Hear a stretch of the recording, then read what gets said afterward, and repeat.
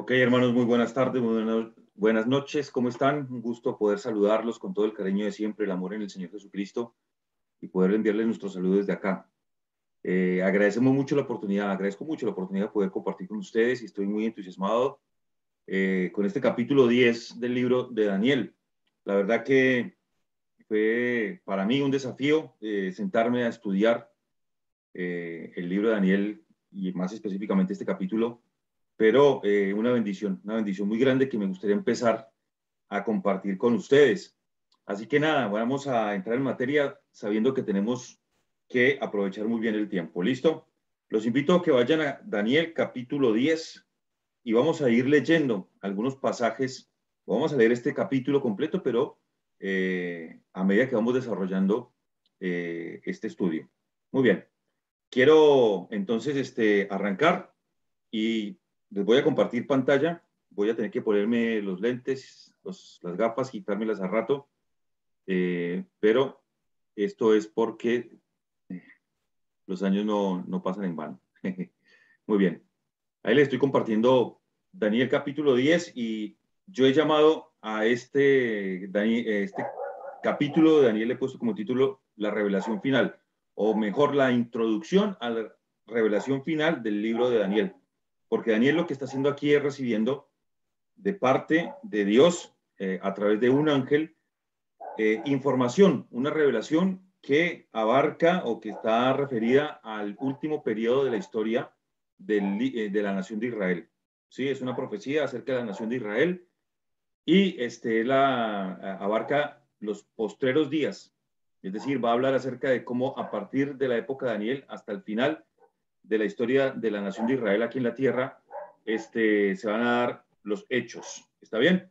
Entonces, lo que hace el capítulo 10, porque esta revelación abarca los capítulos 10, 11 y 12, lo que se plantea aquí en el capítulo 10 realmente es la introducción a esa revelación final, como ya lo dije, y es la contextualización de lo que es esta revelación. ¿Por qué lo digo? Porque fíjense ustedes cómo Daniel, al escribir, nos ubica a nosotros en un tiempo y en un espacio. Nos dice cuándo sucede esto, la revelación que él recibe, y dónde se encontraba él cuando recibió esta revelación. Muy bien. Fíjense el versículo 1 del capítulo 10. En el año tercero de Ciro, rey de Persia, fue revelada la palabra a Daniel, llamado Beltsasar. Acuérdense que ese era el nombre que le habían puesto en Babilonia a él, pero su nombre original y en hebreo era Daniel.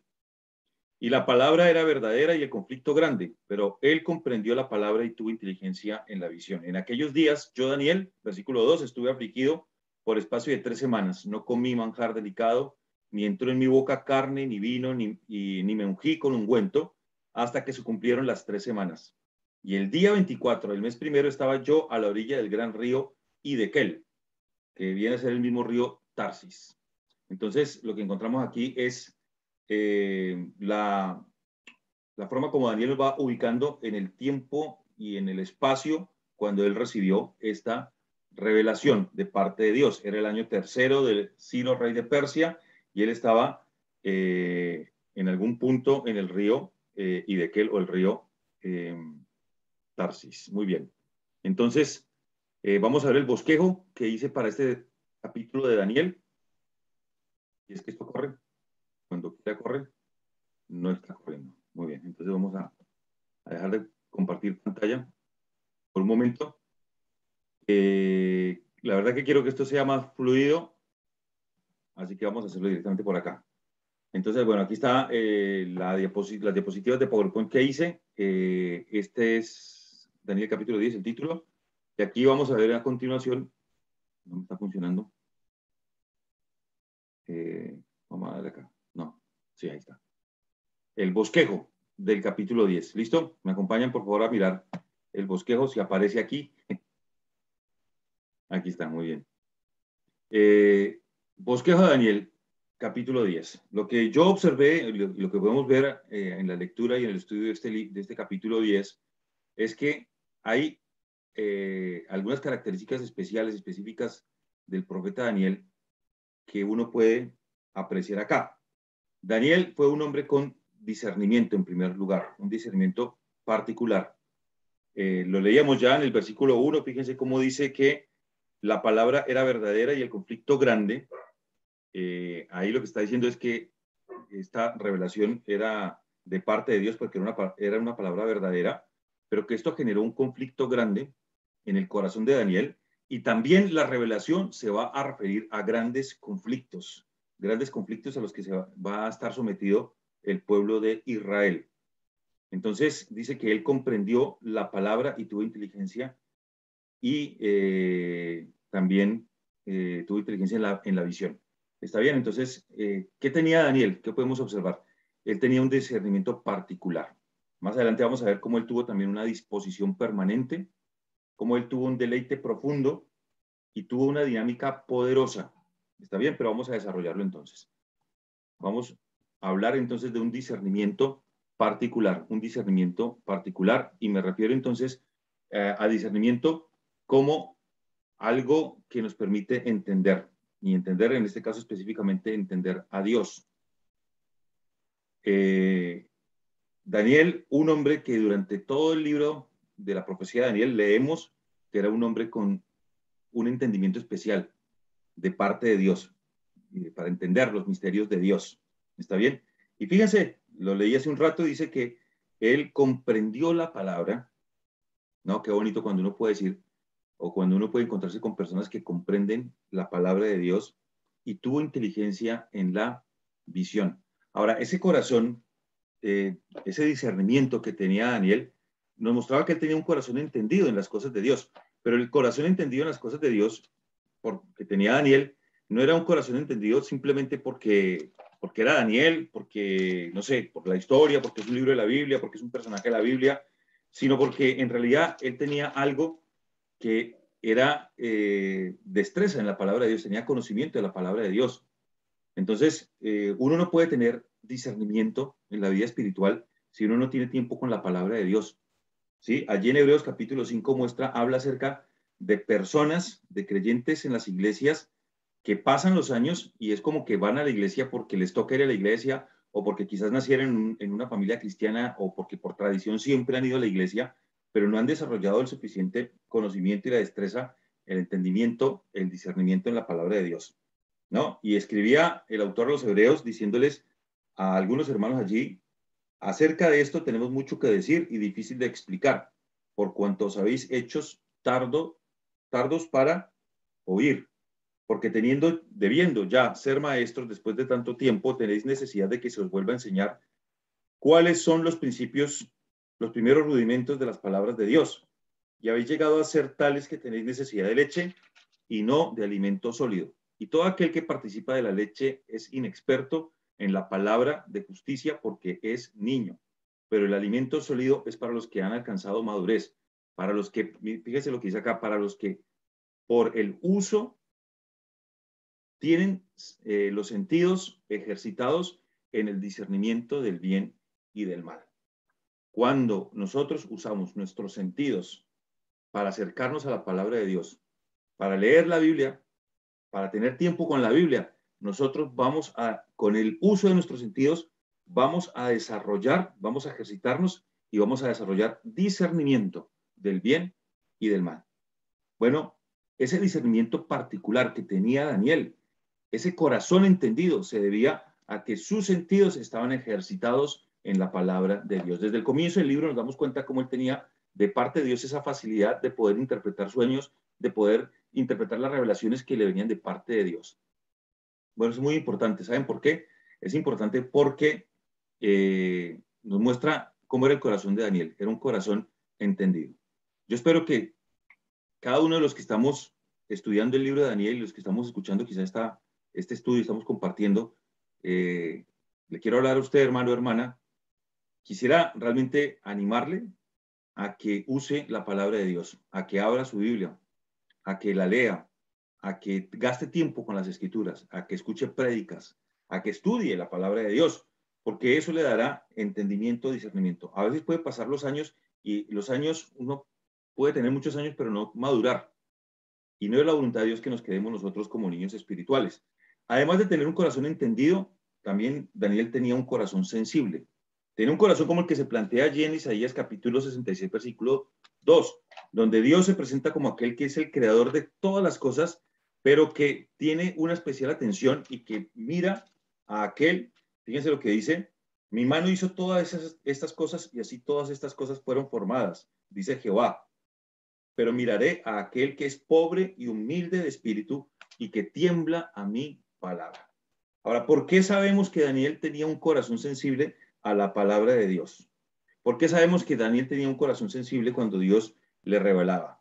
Fíjense que hay una narración aquí en el capítulo 10, vamos a leer versículos 5 al 8 o al 9 mejor.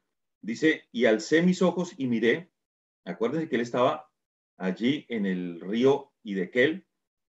Alcé mis ojos y miré, y he aquí un varón vestido de lino y ceñido sus lomos de oro de Ufaz. Su cuerpo era de berilo, y su rostro parecía un relámpago, y sus ojos como antorchas de fuego, y sus brazos y sus pies como color del bronce bruñido. Y el sonido de sus palabras como el estruendo de una multitud. Y solo yo, Daniel, vi aquella visión, y no la vieron los hombres que estaban conmigo, sino que se apoderó de ellos un gran temor, y huyeron y se escondieron. Quedé pues yo solo, vi esta gran visión y no quedó fuerza en mí, antes mi fuerza se cambió en desfallecimiento y no tuve vigor alguno. Pero oí el sonido de sus palabras. ¿Y qué hizo ante el sonido de sus palabras? Al oír el sonido de sus palabras, caí sobre mi rostro en un profundo sueño con mi rostro en tierra. Aquí me llama la atención en primer lugar que Daniel fue el único que miró la visión. Había más personas con él. Saben que cuando una persona tiene un corazón sensible a la palabra de Dios, cuando una persona tiene un corazón entendido, como ya lo hemos dicho, y también tiene un corazón sensible, Dios le habla y lo único que puede hacer es postrarse delante de Dios. La palabra de Dios conmueve su corazón, tiembla ante la palabra de Dios. Pero también es particular cómo solamente Dios revela estas cosas especiales a personas con esas características. Sabe que muchas veces nosotros nos acercamos a la palabra de Dios no con la intención de obedecerla de todo corazón, sino de quizás tener simple conocimiento o a veces inclusive para poder tener conocimiento para poder cuestionar. Hermano, hermana, es tan importante que nosotros delante de nuestro Dios, cuando la palabra de Dios habla en nuestra vida, nosotros podamos tener un corazón que está más que dispuesto a obedecerle. ¿Se acuerdan de la semilla sembrada por el sembrador? Aquella que cayó en diferentes terrenos, aquella que fue infructuosa en los terrenos, en muchos de los terrenos, pero solamente en aquel corazón dispuesto que oía y entendía la palabra de Dios y la obedecía y la hacía. Allí daba fruto. ¿Cómo tener un corazón entendido? ¿Cómo tener un corazón sensible? Miren, hay que gastar tiempo con la palabra de Dios. Hay que invertir. Nuestra vida tiene que ser invertida en este libro. Pero también nosotros tenemos que invertir tiempo en este libro con la disposición total de obedecerlo. Esto hacía Daniel. Daniel tenía un corazón entendido, un corazón sensible, pero también un corazón decidido. Allí en Daniel capítulo 1, versículo 8, nos habla acerca de cómo este profeta, desde que fue un jovencito, desde que era un adolescente, él propuso en su corazón que no iba a contaminarse, en aquel caso particular, con la comida del rey. Pero lo que nos estaba mostrando en esa decisión es que él estaba dispuesto a obedecer a Dios al precio que fuera. Esa era la decisión que él había tomado, la determinación que él había hecho delante de Dios. Yo voy a ser fiel a Dios por encima de todas las cosas y pase lo que pase. Así me cueste la vida. No tenemos que ser personas maduras, grandes, para tomar este tipo de decisiones.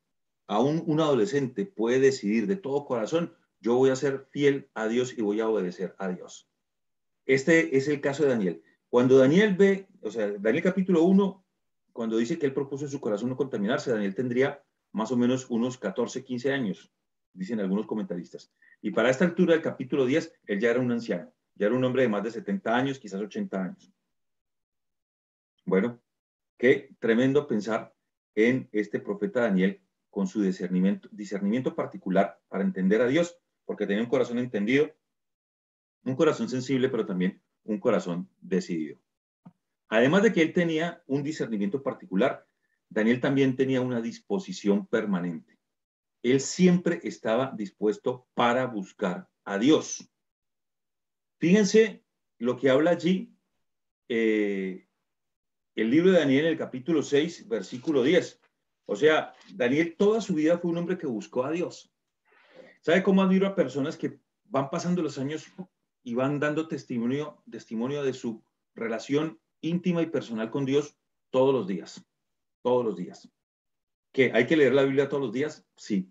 Muchas veces nosotros nos gozamos con el hecho de que somos hijos de Dios, de que somos salvos, y es muy poco lo que leemos la Biblia y es muy poco lo que crecemos en nuestra comunión con Dios. Somos creyentes inmaduros. Cuando Daniel supo, dice el versículo 10 del capítulo 6, que el edicto había sido firmado, entró en su casa y abiertas las puertas de su cámara que daban hacia Jerusalén, se arrodillaba 3 veces al día y oraba y daba gracias delante de su Dios, como lo solía hacer antes. Interesante, Daniel, un hombre de oración, un hombre que siempre buscaba a Dios en su juventud, en su edad madura, siempre buscaba a Dios. Pero también Daniel era un hombre que ayunaba. Bueno, aquí hay un tema un poco quizás incomprendido a través de las páginas de la Escritura, el ayuno. Sí, hemos leído que por espacio de 3 semanas dice que no comí manjar delicado, ni entró en mi boca carne, ni vino, ni me ungí con ungüento hasta que se cumplieron 3 semanas. Él se apartó, se fue a un lugar desierto, seguramente allí, a orillas de este río, él estaba buscando a su Dios. Y fueron 3 semanas en las que él se abstuvo de los más ricos alimentos, de aquellas cosas que nos gustan tanto a nosotros también, ¿cierto? La comida es una bendición, la comida viene de parte de Dios, la provisión de la comida es una bendición que nos da nuestro Padre Celestial y debemos disfrutar de la comida. Dios nos da las cosas para que las disfrutemos y está muy bien que comamos. No hay nada malo en comer. Por supuesto que hay que comer saludable, hay que cuidar el templo del Espíritu Santo, hay que buscar tener hábitos alimenticios sanos, pero la comida es para disfrutarla. Ahora, aquí vemos el ejemplo de un hombre que buscaba a Dios y tenía una disposición permanente para buscar a Dios. Y saben una cosa, él en un momento determinado, él ayuna. Aquí se está mostrando cómo realmente lo que estaba entendiendo de parte de Dios, lo que estaba pidiéndole a Dios y todo lo que ya había sido revelado a lo largo del libro, esa profecía tan impresionante con la que termina el capítulo 9, que es la profecía de las 70 semanas de Daniel. Bueno, todo el contexto y todo lo que le estaba pasando a Daniel, todo lo que tenía que ver con la historia de su pueblo, porque son revelaciones acerca de la nación de Israel. Entonces, eso cargó mucho el corazón de Daniel y vemos aquí a un hombre con una necesidad grandísima de buscar a Dios, al punto que él se dedica a eso, a orar, a buscar a Dios y la comida pasa a un segundo lugar definitivamente. Hay un ejemplo muy importante en la Biblia acerca del ayuno, es el ejemplo del Señor Jesucristo. ¿Ustedes recuerdan cuando ayunó el Señor? Al comienzo de su ministerio. No hay, después de que él comenzó su ministerio y comenzó su trabajo, no hay una referencia acerca del Señor Jesucristo ayunando. Sí orando, pero no ayunando. El Señor Jesucristo tenía un interés profundo en su corazón de buscar al Padre Celestial al comienzo de su ministerio porque quería la guía del Espíritu Santo para el trabajo, la labor que él tenía que hacer. Entonces él busca al Padre Celestial ayunando y ayunó 40 días y 40 noches. Pero lo que más me llama la atención es que dice que él, después de haber ayunado 40 días y 40 noches, tuvo hambre. Ese es un dato importante. Después de haber ayunado 40 días y 40 noches, tuvo hambre. O sea que no tuvo hambre antes, no. Pero ¿cómo puede una persona ayunar 3 semanas, 40 días, 40 noches, una mañana, un día completo sin sentir hambre? Bueno, es que ese es realmente el sentido del ayuno.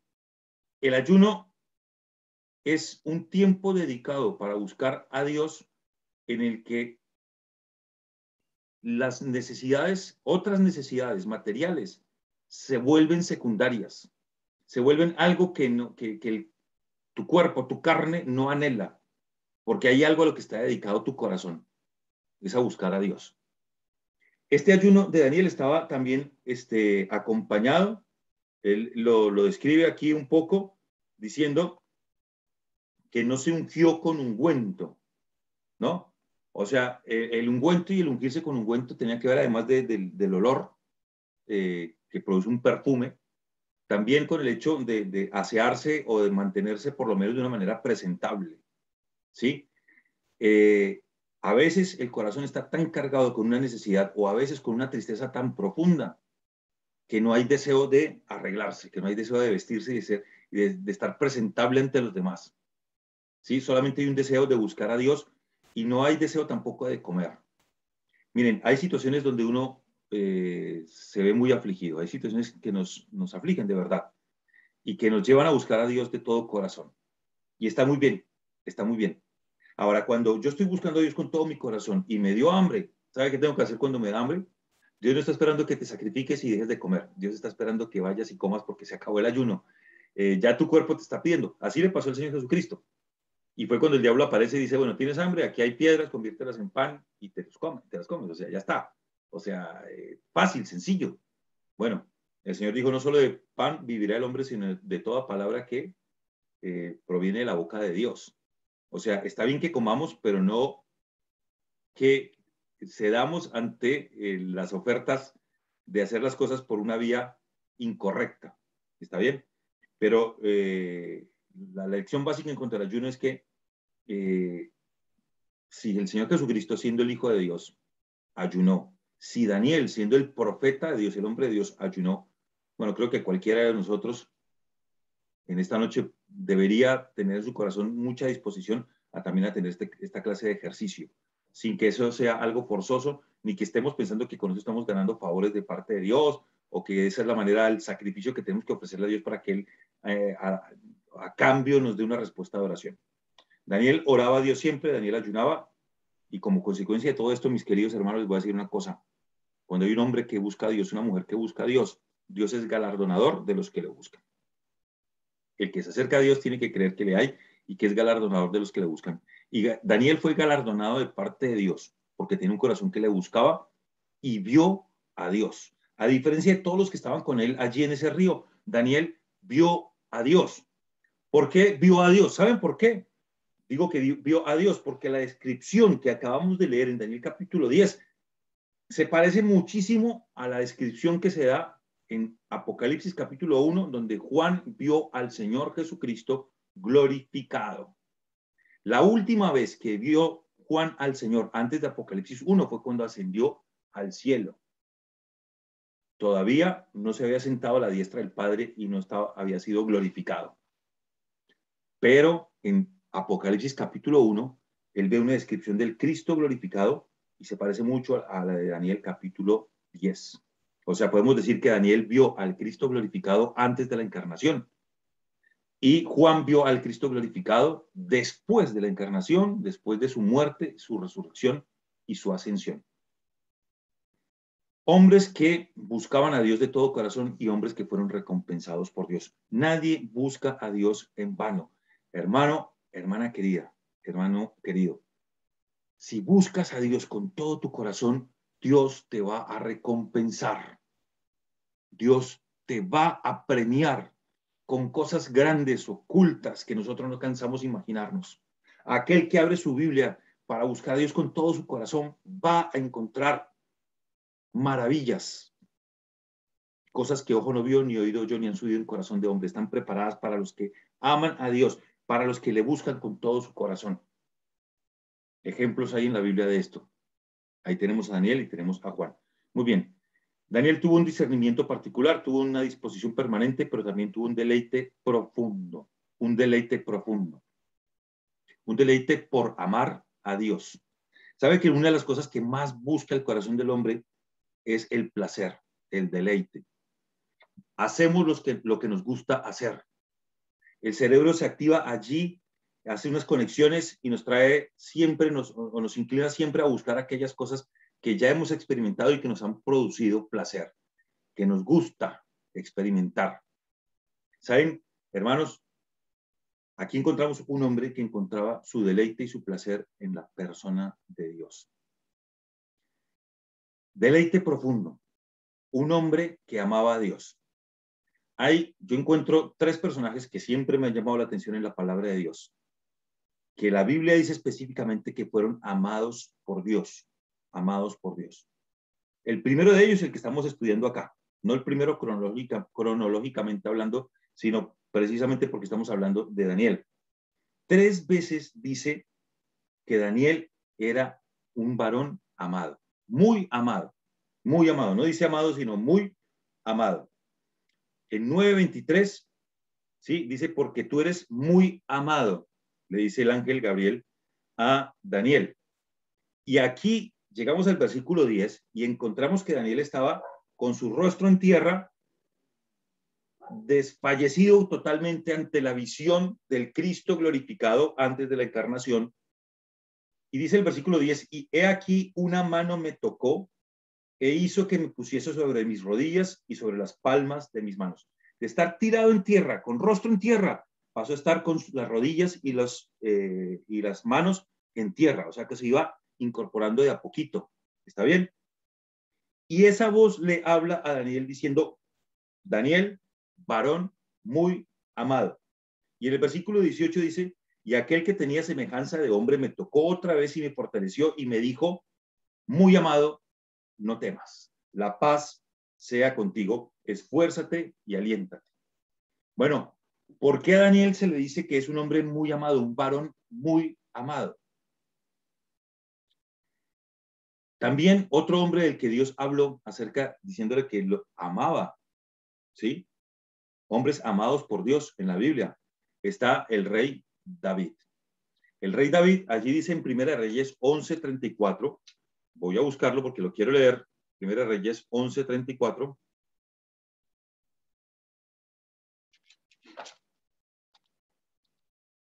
Dice, pero no quitaré nada del reino de sus manos, sino que lo retendré por rey todos los días de su vida. Sí, está hablando no de David, sino de ahí, de Jeroboam en Jerusalén, el profeta Ahías está hablando, dice, no voy a quitar a Jeroboam como rey de Jerusalén, por amor, dice el versículo 34, a David, mi siervo, al cual elegí y quien guardó mis mandamientos y mis estatutos. David había sido el varón, el siervo amado de Dios. Y por causa del amor profundo que Dios tuvo hacia David, él mantuvo a su descendencia en el trono de David, a pesar de los perversos que fueron muchos de sus descendientes, de los reyes que después fueron sustituyéndolo. Hermanos queridos, qué tremendo pensar en un siervo amado de Dios, en David, ¿no? Daniel fue un varón muy amado, David fue un siervo amado, y en el Nuevo Testamento encuentro el ejemplo del apóstol o el discípulo Juan, que fue el discípulo amado por el Señor. Juan en su evangelio no se menciona a sí mismo en primera persona, sino que cuando habla de él, habla como del discípulo a quien Jesús amaba. Fíjense en Juan 21:20, volviéndose Pedro, vio que le seguía el discípulo a quien Jesús amaba, el mismo que en la cena se había recostado al lado de él y le había dicho, Señor, ¿quién es el que te ha de entregar? Ese era Juan, el discípulo amado de Jesús. Daniel, un varón muy amado, David, un siervo amado, Juan, un discípulo amado. Ahora, ¿qué tenían Daniel, David y Juan de especial? ¿Qué tenían? Porque eran amados de parte de Dios. O sea, solamente Dios amó a Daniel y no amó a los demás profetas. O solamente Dios amó a David y no amó a los demás reyes. O solamente Dios amó a Juan y no amó a los demás discípulos. No, en realidad yo pienso que Dios, por supuesto, nos ama a todos. Dios es amor. Dios ama a sus criaturas. Dios ama a los hombres, a las mujeres del mundo. Dios ama a sus hijos de manera particular, especial. Pero hay personajes a quienes Dios ama de manera muy especial. ¿Por qué? Porque son mejores que los demás. ¿Saben lo que yo encuentro aquí? Yo encuentro que si observamos cómo era la vida de Daniel, la vida de David y la vida de Juan, quizás eran los más cercanos a Dios. En el caso de Juan, por ejemplo, fue el discípulo más cercano a él, más pegado a su corazón. ¿Quién estaba recostado en el pecho del Señor allí en esa última Pascua que celebraron? El que era más cercano a él. O sea, es como que sí, son amados, ¿no? Pero son amados porque aman a Dios. Nosotros le amamos a Él porque Él nos amó primero. O sea, siempre vamos a saber que el amor proviene de Dios y nosotros en respuesta le amamos a Él. Pero cuanto más yo le ame a Él, más amor Él me va a dar a mí. ¿Cuánto amas al Señor? ¿Cuánto ha crecido tu amor por tu Dios, por tu Señor, por tu Salvador? ¿Cuánto amas a Cristo? Estos hombres amaban profundamente a Dios y eran amados por Dios. ¿Está bien? También vemos que Juan tuvo una dinámica, perdón, Juan, dije Juan, Daniel tuvo una dinámica poderosa. Y aquí ya vamos terminando. Fue una dinámica poderosa. Ahora, ¿por qué digo dinámica poderosa? ¿Saben por qué? Porque hay una palabra que se utiliza en la versión griega del Antiguo Testamento, en la Septuaginta, y del Nuevo Testamento también en griego, para la palabra poder. Es la palabra dínamos, ¿no? De ahí viene la palabra dinámica y viene la palabra dinamita, por ejemplo. O sea, el poder de Dios de una manera que obra a través de la cual Dios muestra su brazo fuerte, su potencia. Muy bien, Daniel experimentó el poder de Dios, experimentó el dínamos de Dios, experimentó a Dios. ¿Cuántas veces has experimentado a Dios en tu vida? ¿Has visto el poder de Dios? ¿De qué manera Dios te ha mostrado ese Dios poderoso que es Él? ¿Cuántas veces Dios ha manifestado a tu vida y has quedado asombrado? Mira, si eres una persona con discernimiento, que busca la palabra de Dios, que ejercita sus sentidos en la palabra de Dios, con una disposición de corazón para buscar a Dios, con un amor hacia la persona de Cristo, te aseguro que vas a ser una persona que vas a ver el poder de Dios. Queremos ver al poderoso Dios, pero no estamos dispuestos a gastar tiempo con su palabra, a buscarlo con todo nuestro corazón en oración, a amarle profundamente. El poder de Dios se manifiesta en personas como Daniel, pero también en personas como usted, hermano, como yo, como cualquiera. Dios puede mostrar su poder. ¿Ha visto usted el poder de Dios en su vida? ¿Cuándo fue la última vez que vio al Dios poderoso, que quedó asombrado? Realmente Dios tiene poder, poder para salvar, poder para transformar vidas, poder para responder oraciones, poder para hacer su voluntad, poder para, no sé, sobre la naturaleza. Ese es nuestro Dios. Los discípulos fueron descubriendo poco a poco cómo era Jesús. Un día dijeron, ¿quién es este hombre que hasta la naturaleza le obedece? ¿Quién es este hombre que resucita muertos, que levanta enfermos? ¿Quién es este hombre que conoce los corazones profundamente? Ese Dios poderoso que nosotros tenemos está a nuestro alcance y Dios quiere que nosotros le experimentemos de manera personal. Daniel experimentó a Dios. Ahí vemos cómo, escuchen una cosa, aquí hay una aclaración muy importante para hacer. Hasta el versículo 9, la visión que él tiene es la visión del Cristo glorificado antes de la encarnación. Pero en el versículo 10, la mano que toca a Daniel y que lo va levantando de a poco, no es la del Cristo glorificado antes de la encarnación, es un ángel. ¿Por qué sabemos que es un ángel? Vamos a ir leyendo y nos vamos a dar cuenta que no es el Señor Jesucristo. Vamos a darnos cuenta porque, bueno, dice el versículo 10, que Daniel recibió fortaleza de parte de Dios. Y he aquí una mano me tocó e hizo que me pusiese sobre mis rodillas y sobre las palmas de mis manos. ¿Sí? De estar rostro a tierra, él pasó a estar sobre las rodillas y sobre las palmas de las manos. El versículo 11 me dijo Daniel, varón muy amado, está atento a las palabras que te hablaré y ponte en pie. Entonces estaba rostro a tierra, después estaba con las palmas y las rodillas en mano, en el piso. Después de ahí estaba en pie, ¿sí? Y he aquí, he sido enviado ahora. Mientras hablaba de esto, y continúo leyendo el versículo 11, al final, mientras hablaba esto conmigo, me puse en pie temblando. O sea, poco a poco él se fue incorporando, se fue poniendo de pie. A partir de que esa mano le toca, él comienza a recobrar las fuerzas, empieza a experimentar la fortaleza de parte de Dios. Ahora, si digo que es un ángel y digo que es de parte de Dios, sí, es un ángel enviado de parte de Dios para darle fortaleza a Daniel en ese momento, para levantarlo. Ángeles nos dan fortaleza, mire, sí, a Daniel se la dieron. Al Señor Jesucristo, dice el Evangelio de Lucas, que cuando él oraba en Getsemaní se le apareció un ángel, ¿para qué? Para fortalecerle. En su humanidad, el Señor Jesucristo estaba postrado en tierra, como Daniel, sin fuerzas, y aparece un ángel de parte de Dios para fortalecerle. Hermanos, Dios utiliza sus mensajeros, utiliza sus instrumentos para traer fortaleza cuando nosotros ya no podemos más. ¿Puede hacerlo a través de un ángel? Puede hacerlo. Puede hacerlo a través de un versículo, a través de un hermano en Cristo, a través de una comida, a través de una bendición. Puede hacerlo. Daniel experimentó la fortaleza de parte de Dios, pero también experimentó la respuesta de Dios, porque es que Daniel estaba orando y Daniel quería respuestas de parte de Dios. ¿Está bien? Respuestas de parte de Dios.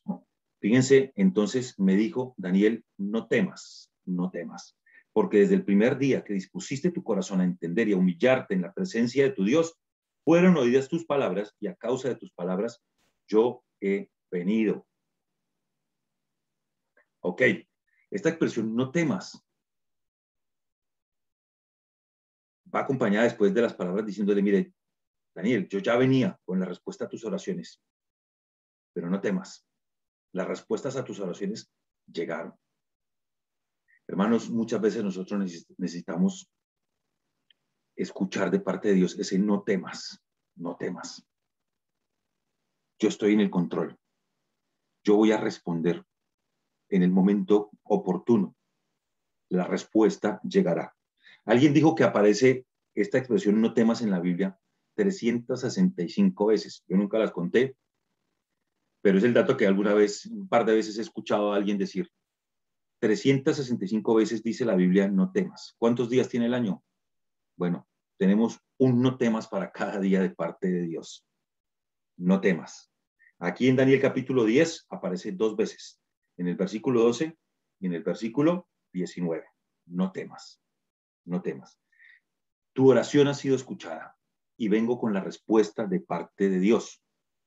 ¿Está bien? Versículo 14, he venido para hacerte saber lo que ha de venir a tu pueblo en los postreros días, porque la visión es para esos días. Este es el versículo clave que nos marca el tema principal de la revelación que va a recibir Daniel en los capítulos 10, 11 y 12, y ahí se cierra el libro de la profecía de Daniel. Lo que ha de venir a tu pueblo. ¿Cuál era el pueblo de Daniel? Israel. En los postreros días, a partir de recibir esa visión hasta los últimos días, se va a desarrollar la revelación, la profecía que se da en estos 3 capítulos finales de Daniel, porque la visión es para esos días. Muy bien. La dinámica poderosa que tuvo Daniel para ser fortalecido de parte de Dios, para tener respuestas de parte de Dios, pero también para recibir la revelación de parte de Dios. O sea, Daniel es un profeta y Dios le va a revelar lo que va a acontecer con sus pueblos, con su pueblo, con la nación de Israel en los postreros días. ¿Está bien? Vamos a leer los últimos versículos para ir cerrando. Mientras me decía estas palabras, versículo 15, estaba yo con los ojos puestos en tierra y enmudecido. Pero he aquí, uno con semejanza de hijo de hombre tocó mis labios, entonces abrí mi boca y hablé. Y dije al que estaba delante de mí, Señor mío, con la visión me han sobrevenido dolores y no me ha quedado fuerza. ¿Cómo pues podrá el siervo de mi Señor hablar con mi Señor? Porque al instante me faltó la fuerza y no me quedó aliento. Y aquel que tenía semejanza de hombre me tocó otra vez y me fortaleció. Y me dijo, muy amado, no temas, la paz sea contigo. Esfuérzate, aliéntate. Y mientras él me hablaba, recobré fuerzas y dije, hable mi Señor, porque me has fortalecido. Y él me dijo, ¿sabes por qué he venido a ti? Pues ahora tengo que volver para pelear contra el príncipe de Persia y terminar con él. al terminar con él, el príncipe de Grecia vendrá. Pero yo te declararé lo que está escrito en el libro de la verdad, y ninguno me ayuda contra ellos, sino Miguel, vuestro príncipe. Muy bien. Esta lectura que hice medio rápida nos muestra varias cosas. En primer lugar, yo les dije, esta voz que habla aquí, que tiene semejanza de hijo de hombre, que tiene semejanza a hombre, no hijo de hombre, sino semejanza de hombre, es un ángel. Es un ángel porque, fíjense que lo dice ahí, dice, Miguel me vino a ayudar, y si no viniera Miguel, o sea, más me hubiera demorado en llegar. El poderoso Hijo de Dios, el eterno Hijo de Dios, no necesitaba la ayuda de Miguel, el ángel, para luchar contra este príncipe de Persia. ¿Está bien? Un ángel sí. Muchos piensan que este ángel es el mismo que apareció en capítulo 9 y que se declara en el versículo 21 como Gabriel. ¿Está bien? Bueno, ahora, ¿qué es lo más importante? Es que aquí hay una revelación de parte de Dios. Y esa revelación nos habla de conflictos. En el capítulo 1 no, versículo 1 decía que era una visión relacionada con conflictos. Van a haber muchos conflictos alrededor de la historia de Israel. Este va a ser un pueblo que siempre va a estar sumergido, entregado a tener conflictos hasta que venga el Mesías y lo rescate para siempre, en la segunda venida del Mesías, por supuesto. Entonces, la nación de Israel va a estar siempre sometida a conflictos, ¿sí? Y en este caso hay un príncipe de Persia. Ahora, antes de hablar de los príncipes, yo puse ahí, mire, dice, hay conflictos celestiales, o sea, hay ángeles que van peleando. Gabriel, Miguel en favor de Israel, contra el príncipe del reino de Persia y después el príncipe de Grecia, que son ángeles del bando contrario a Dios, o sea, sí, son demonios. Hay una guerra espiritual entre los ángeles de Dios y los demonios, ¿no? Y que están relacionados, o esa guerra se da, esos conflictos, están relacionados también con conflictos terrenales. O sea, toda la disputa, todo el conflicto que hay alrededor del territorio de Israel, todas las naciones enemigas que tiene el pueblo de Dios Israel, eso tiene que ver con el conflicto también que se da en las esferas celestiales. Entonces, son conflictos celestiales relacionados con conflictos terrenales en contra del programa de Dios, de lo que Dios ha establecido para el pueblo de Israel, pero también en contra del programa de Dios de manera particular para personas. Porque nosotros, dice allí en Efesios capítulo 6 el apóstol Pablo, que no tenemos lucha contra sangre y carne, sino contra huestes de maldad en las regiones celestes. Y debemos vestirnos de la armadura de Dios porque ese conflicto va en serio. ¿Está bien? Entonces, ¿hay un conflicto celestial? Sí. ¿Hay ángeles involucrados en esto? Sí. Ángeles buenos y ángeles malos. ¿Está bien?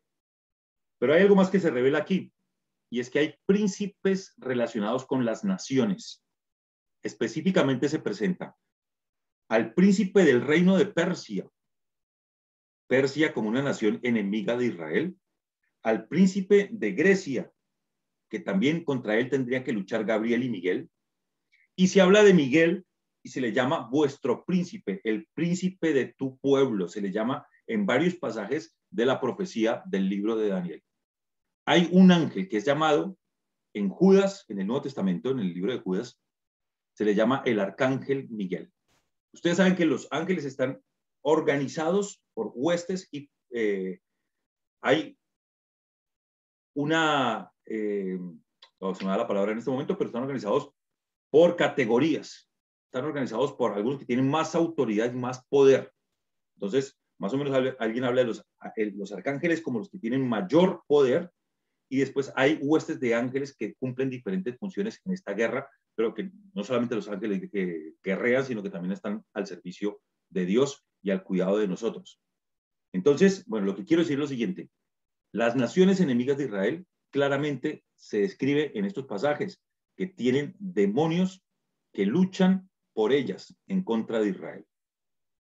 Israel, el pueblo de Dios, la nación de Dios, también tiene un príncipe, un ángel del Señor, el ángel Miguel. ¿Está bien? Y otros ángeles que también pelean con Miguel, como el caso de Gabriel, como lo hemos visto en el capítulo 9 de Daniel. Ok, ahora las demás naciones del mundo también tienen ángeles. Es posible porque el príncipe de este mundo, el príncipe de la potestad del aire, el diablo, Satanás, tiene huestes que trabajan para él. O sea que podríamos pensar que hay un príncipe para cada nación. Por ejemplo, hay un demonio que está detrás de Colombia, de Argentina y de otros países. Es posible, es muy posible. Fijémonos cómo cada país maneja una religiosidad y cómo hay naciones que han sido encomendadas a determinados ídolos. No quiero profundizar mucho en esto, pero sí quiero decir lo siguiente. Está muy claro que el programa de Dios tiene un enemigo y tiene un ejército angelical de huestes de maldad peleando en contra de ese programa. Pero también tenemos que decir que el programa de Dios es el programa del Jehová de los ejércitos. Y cuando se presenta a Jehová de los ejércitos, estamos hablando del Señor como el comandante y de los ejércitos de ángeles que luchan del lado de la victoria. Y que nosotros, los hijos de Dios, la iglesia del Señor, estamos del lado de la victoria, que somos más que vencedores y que nada nos separará jamás del amor de Dios, que es en Cristo Jesús, Señor nuestro. Ni siquiera potestades angelicales. La pelea es en serio. La lucha por tu corazón, tu mente, para que agrades a Dios y para que no te estabilices en tu vida espiritual y seas inoperante para Dios, es una lucha real.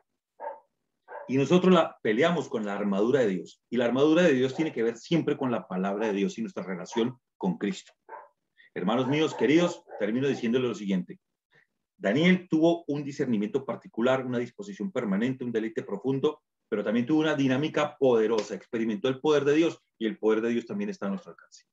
Creo que me he pasado mucho de tiempo, por eso corto aquí, pero les mando un abrazo grande con todo el amor y el cariño en el Señor Jesucristo. Dios los bendiga y los animo a que podamos experimentar el poder de Dios.